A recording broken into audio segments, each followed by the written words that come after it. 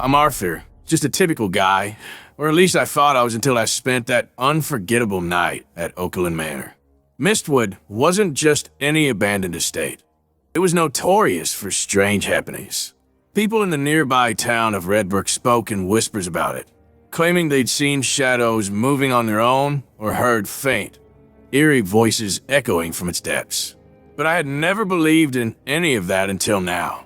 I first heard about Mistwood's legend from my best friend, Eli. We were hanging out in the Redbrook Diner, a place with greasy burgers and gossip aplenty, and he brought it up between bites. "Arthur," Eli began, eyes gleaming. "Ever heard of Oakland Manor?" I shrugged, only half listening. "Isn't it the old mansion out by the woods?" "Yeah, but it's more than just old. It's haunted," he said, leaning in, voice in near whisper.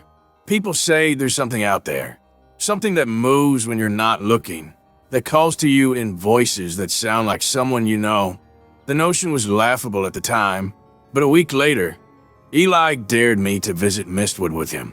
"It's just a house," I said, playing it cool, though I felt an odd twinge of excitement, and maybe a bit of fear. Still, I accepted, figuring it'd be a harmless adventure. The air was thick with mist as we approached Oakland Manor that night, the house looming like some shadowed titan, its windows darkened, its walls lined with ivy. The front gate creaked open, and we walked up the long, cracked path to the entrance. "I don't know, man, something feels off," I muttered, looking up at the twisted branches that seemed to reach for the windows like skeletal fingers. "Don't chicken out now," Eli teased. "Besides, we got company." As if on cue, our mutual friend Helena appeared from the shadows, carrying a flashlight. "You didn't think I'd let you two have all the fun, did you?" Inside, the manor felt like a place frozen in time. Dust-coated chandeliers hung overhead, and the once grand staircase rose like the spine of some sleeping beast. "So, who wants to go upstairs?" "Eli smivked, notking me." I shook my head, scanning the room for any signs of life. "Let's stick together. No need to split up in a place like this." But Mistwood had its own plans. The floor creaked underfoot, and suddenly, an eerie, cold draft swept through the room, carrying with it a faint, mournful whisper. "Arthur, Eli, Helena." We froze. The voice sounded like my mother. Look, I was impossible. Eli's face turned pale. Did you hear that?" Before we could respond, a low groan echoed through the hallway, as if the house itself were waking up, each shadow seeming to shift and grow. I felt a chill run down my spine, realizing we were no longer alone. We ventured deeper into the house, trying to find the source of the voice. Every step felt heavier, the silence around us thickening as we entered what looked like a library. Books were strewn across the floor, and there, standing just beyond the doorway, was a figure. Tall, gaunt, with elongated limbs and hollow eyes that seemed to peer straight through us.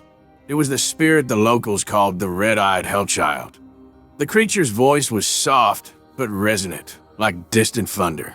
Helena clutched my arm, her voice barely a whisper. "Arthur, let's go." I swallowed, forcing myself to speak. We didn't mean to intrude. The Red-Eyed Hellchild tilted its head, a dark smile spreading across its face. "But you're here now, and Mistwood doesn't let its guests leave so easily." The doors behind us slammed shut. Helena let out a yelp, and Eli's face was ghostly white as he turned to me. "What now?" Desperation took over, and we darted through the hallways, looking for an exit. Every turn seemed to lead us back to the same hall, and the walls seemed to close in, the house's layout warping around us. "It's like it's alive!" Eli shouted, panic lacing his voice. I felt it too, a sentience in the air, as if Oakland Manor was watching us, waiting for our next move. Helena was holding her flashlight tightly, but it began to flicker, casting unsettling shadows that seemed to move on their own. The Red-Eyed Hellchild's whispers grew louder, echoing off the walls as he repeated our names, his voice like a hypnotic lullaby. As we sprinted down the hallway, a loud bang resounded, and every light flickered, casting grotesque shadows that seemed to claw at us from the walls. I could see fear etched in Eli's face, and Helena was gripping my arm tightly, as if to anchor herself in reality. "Arthur," she whispered, her voice trembling, What if this isn't just some prank?" Eli shook his head, still clinging to some shred of skepticism. "It's probably just old pikes or a trick of the wind." But even he wasn't fooling himself. The red-eyed hellchild's faint laughter echoed down the corridor, and a shadow passed by us. There, but not there. Just enough to chill us to the bone. We stumbled into what seemed to be an old parlor, heavy velvet drapes covered in dust, and a lone piano standing by the wall, silent but somehow ominous. As we caught our breath, the keys began to play a haunting melody, soft at first, then louder, faster, as if an invisible hand was pounding on them in fury. I backed away, pulling Helena and Eli with me. This house is playing with us. The music stopped abruptly, leaving only the sound of our panicked breathing. Eli looked around, wide-eyed. "Let's find a window, something. Anything, to get out of here." As we roamed, the house began to change around us. The hallway seemed longer, more twisted, and the floor slanted like some kind of sick, funhouse mirror. Every time we turned, we faced a dead end or another shadowy room filled with relics of the past. At one point, I saw a figure in the corner, one hand lifted as if in greeting. I squinted, half expecting another spirit or trick of the light. But as we drew closer, I recognized the figure, an old family portrait, dusty and yellowed but eerily familiar. In the painting, a man stood with his family, and on his face, the same dark smile as the red-eyed hellchild. I pointed it out to Eli and Helena. That's him, the red-eyed hellchild." Helena backed away. "He was once alive?" Eli's voice cracked as he responded, "Looks like it. Maybe he was the owner of this place, and he's still here." The figure in the painting seemed to watch us, eyes following us as we moved. The room felt smaller, the air suffocating. Suddenly, Helena screamed, yanking us out of our trance. "What is it?" I spun to face her. She pointed to the wall. "It's moving," and it was the wallpaper itself seemed to breathe, expanding and contracting like the steady rhythm of a heart. The red-eyed hellchild's voice echoed again, closer this time. "Do you like it here, my friends? I can keep you forever." Panicking wouldn't save us. I knew that much. I took a deep breath, trying to push down the fear that threatened to swallow me whole. If we could figure out the secrets of Oakland Manor, maybe we could find a way out. "We need to outsmart him," I said, looking at EY and Helena. "This house is a maze, but maybe there's a way to turn it against him." "So?" Helena asked, clinging to my arm. Eli glanced at the walls, eyes darting. "Houses like this, they were built with secret passages. Maybe we can use one." We scoured the room, checking behind curtains and under shelves. Finally, we found a small door hidden behind a decaying bookshelf. It was narrow and dark, leading into a cramped passageway that smelled of mold and stale air. We had no other choice but to enter. The passage was barely wide enough for us to squeeze through. The red-eyed hellchild's voice was softer here, distant, but somehow still present, whispering promises and threats. "It's close," Helena murmured, clutching her flashlight. I kept my voice low, trying to keep us calm. "Let's just keep going. We have to find a way out before he traps us for good." As we moved, strange noises echoed through the walls. Of faint laughter, footsteps that weren't ours, and the sound of whispers too low to understand. It felt like the entire house was listening to us, alive in a way that no structure should be. We stumbled into a room that appeared different from the others. Its walls were lined with mirrors, and the floors were polished, almost as if this room had been preserved. In the center of the room lay a single book, leather-bound and covered in dust. Eli reached out, but I grabbed his hand. "Don't touch it. It can be a trap." Just then, the room began to shake, and our reflections in the mirrors twisted, each image morphing into a ghastly version of ourselves. My own face stared back at me, hollow-eyed, grinning in a way I'd never seen myself smile. A whisper filled the room. each word clear as a bell. You will stay here, become part of the manor, just like the others. Eli, panicking, muttered, "We need to get out of here." I stepped toward the book, despite my own advice. Maybe there's something in here that can help us. I opened the book, and as the pages turned, they revealed images of people. Dozens of them. Each portrait eerily lifelike, as if they'd been captured at the exact moment of their horror. The final pages were blank, waiting for us. Realizing we were dealing with some sort of curse, I pieced together a plan. If we could confront the red-eyed hellchild and break his connection to Mistwood, maybe we could escape. We traced our way back through the labyrinthine corridors, calling out to the spirit, challenging him. "Show yourself," I yelled, hoping the sheer force of my voice would keep the fear at bay. The red-eyed hellchild appeared at the end of the hallway, his tall, gaunt form even more terrifying up close. His hollow eyes bore into us, his voice cold. "You don't belong here." "No, but you do," I replied, forcing a bravado I didn't feel. "We know your secret. This house, it's your prison, isn't it?" He flinched just for a moment, but it was enough. I pressed on. "You can't leave, but maybe we can if we break the bond." The red-eyed hellchild hissed, retreating slightly, his form flickering as if unstable. With a newfound determination, we moved together, the house itself seeming to shudder in response to our defiance. The red-eyed hellchild's whispers grew desperate, the walls warping, the corridors stretching. He couldn't maintain control as long as we kept resisting. Finally, we reached the main hall, now almost unrecognizable, twisted and dark. With a final burst of courage, I shouted, "You have no power over us." There was a moment of silence, then a deafening crack, as if the house itself were breaking apart. The red-eyed hellchild's scream filled the air, a sound of pure rage and despair. The walls shook, and with one final, blinding flash, the house seemed to expel us, flinging us onto the front lawn. We lay there, dazed and trembling, the manor behind us now silent and still. The mist that had surrounded it was gone, and in the morning light, the house looked like nothing more than an empty ruin. Eli sat up, wiping his face. Did that really just happen? Helena hugged her knees, staring back at the manor. "We'll never speak of this. Ever." I nodded, agreeing silently. As we made our way back to town, I felt a weight lift, though part of me knew that Oakland Manor's curse was far from over. After a while, the initial relief of escaping from Oakland Manor faded, replaced by a gnawing unease. Something about the manor clung to us, lingering like a shadow just out of sight. The air around us felt dense and oppressive, as though the boundary between us and the manor was not as solid as we'd hoped.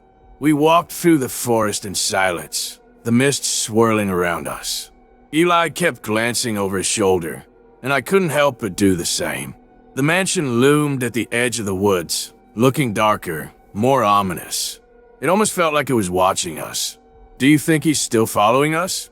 Helena whispered, almost as if speaking aloud would make the red-eyed hellchild hear us. I didn't want to believe it, but I couldn't ignore the prickling sensation on the back of my neck. "We're safe. We're out of the house," I said, trying to convince myself as much as them. But the more we walked, the more it felt like we weren't leaving the manor behind.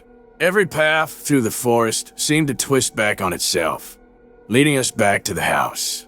We'd been walking for hours, but the manor was still visible, still looming.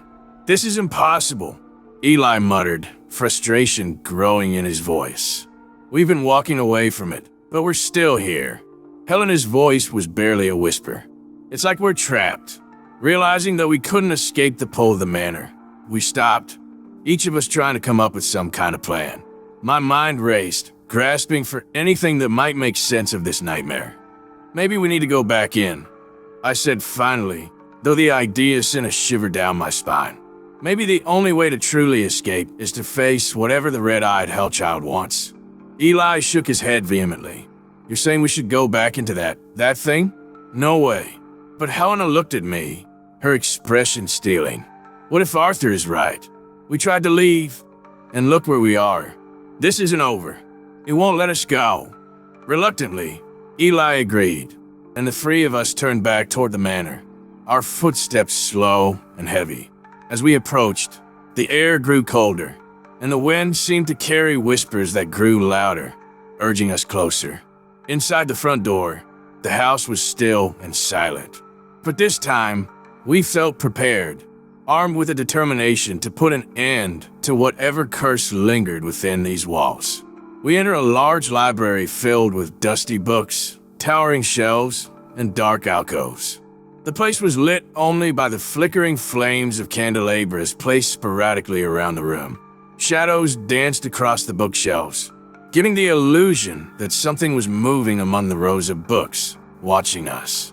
Helena's eyes wandered over the titles, some in languages I didn't recognize, and many too faded to read. She ran her fingers over the spines, stopping in a large, ornate book bound in dark leather. She pulled it from the shelf, revealing a hidden compartment behind it. Inside lay an old, crumbling letter sealed with wax. I glanced at her, and she nodded, handing the letter over to me. Carefully, I broke the seal, unfolding the delicate paper. The letter was written in an old, looping script, and it took a moment to decipher the words. To break the chains that bind this cursed soul, one must confront the spirit in the place where his fate was sealed, with a truth that lays his secrets bare. A confrontation? Any vispere. What does that mean? It means that if we want to end this, we need to face him and somehow make him see himself. I replied, though I wasn't entirely sure what that would look like. Helena closed the book, her eyes meeting mine. Maybe we have to show him his past. Make him remember who he once was. With renewed resolve, we left the library, heading deeper into the heart of the house. The hallway seemed darker now, the walls somehow closer, as if the house itself was aware of our intent. As we descended into what felt like the bowels of the manor, we entered a room lined with portraits, each more haunting than the last. Some were faded beyond recognition, while others seemed almost alive, eyes watching us, mouths twisted in silent agony. Eli stopped in front of a particularly disturbing portrait of a young man with hollow eyes, his expression twisted in a mixture of sorrow and anger. The plaque beneath read, Victor Graves, the name barely visible through the years of dust and decay. That's him, Helena murmured. That's the red-eyed hellchild. The room seemed to grow colder, the air thickening as if the spirit of Victor Graves himself were there with us, listening, waiting. Victor Graves, I said aloud, hoping to reach him. We know who you are. You don't have to keep us here. A whisper echoed through the room, soft at first, but growing louder. No one leaves. No one ever leaves. The candles flickered, and a shadow drifted across the room, forming into the shape of the red-eyed hellchild. His eyes were empty, but the anger radiated from him, a fury born from years of torment and isolation. Summoning all my courage, I stepped forward. Victor, you were once like us, alive, full of hopes and dreams. This place doesn't have to be your prison forever. The red-eyed hellchild stared at me, his expression shifting as if he was trying to remember something long forgotten. Eli, picking up on my line of thought, joined in. Maybe someone betrayed you. Maybe this place took everything from you. But that doesn't mean you have to keep others here. For a moment, there was silence, and then the red-eyed hellchild's voice came, softer this time, almost pained. They took everything, left me alone, trapped me here. What happened, Victor? Helena asked gently, her voice full of empathy. Who did this to you? The red-eyed hellchild seemed to waver, his form shifting as if he was torn between rage and sorrow. I trusted them. They promised I would be free. But they lied. They left me here to suffer. I took a step closer, hoping to reach the remnants of the man he once was. We're sorry for what happened to you, Victor, but you don't have to make others suffer because of it. Let us go and find peace for yourself. The red-eyed hellchild hesitated, the fury in his eyes dimming as he seemed to consider my words. But then, a twisted smile crept onto his face, and the shadows in the room thickened. "Peace," he sneered, his voice filled with bitterness. "There is no peace here, only eternity." The room seemed to fold in on itself, the walls closing in as darkness enveloped us. I grabbed Eli and Helena, pulling them toward the only exit we could see, a narrow stairway leading down into the depths of the manor. We stumbled down the stairs, the red-eyed hellchild's voice echoing after us. "You can't run from me. No one escapes the manor." The basement was a labyrinth of narrow passages and small, windowless rooms filled with strange relics. Old mirrors, cracked furniture, and an assortment of clocks, all ticking in perfect unison. It was as if time itself was trapped in this place, bound by the curse that held the red-eyed hellchild. "We need to find a way to break this cycle," Helena whispered, her eyes wide with fear. "Maybe there's something down here, something that can end this." As we moved deeper into the basement, we found a small room with a single candle illuminating a dusty diary on a pedestal. The pages were brittle, and each entry seemed to echo Victor's descent into madness, detailing betrayal, loneliness, and finally, a curse that bound him to the manor. Realizing that the diary held a key, I began to read aloud from the last entry. Victor had once been a kind man, but he was tricked, left here to waste away, his spirit bound to the manor as punishment for reasons long forgotten. "We can break this," I said, feeling hope for the first time. "If we can convince him to forgive, to let go, we might free him in ourselves." With the diary in hand, we returned to the main hall, calling out to the red-eyed hellchild. "Victor, we understand your pain. You were wronged, but holding on to this anger will only keep you trapped." The red-eyed hellchild appeared, his form flickering, eyes hollow but filled with something close to sorrow. I don't know how to let go." "Then let us help you," Helena said, stepping forward. "It's time for this to end." Slowly, the red-eyed hellchild's form began to fade, his anguished face softening as he finally accepted his fate. The house shuddered, releasing its hold on him, and with a final whisper, he was gone.